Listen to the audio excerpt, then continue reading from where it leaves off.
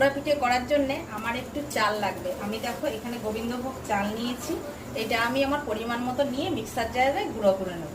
আর এখানে দেখো তাল আমি পুরো একবারে রেডি করে নিয়েছি। তো আমি একটা কাপটা মেপে চাল নেব। 1 কাপ নিলাম আর একটুখানি নিলাম। এটাই আমি গুঁড়ো করে নেব, আর আমার লাগবে না। দেখো বন্ধুরা, আমি একটা কড়া বসিয়েছি। এবার আমি সর্বপ্রথম তালের কাজটা আগে করে নেব। যে তালটা ভাপা বসাই, সে পোড়া বসাবো, পোড়া পিঠে করবো, ভাপা বলছি সরি, পোড়া পিঠে করব। তার আগে আমি এথালটা তৈরি করে নেব। কড়াটা বসিয়ে দিয়েছি, এবার আমি তালটা দিয়ে দেবো।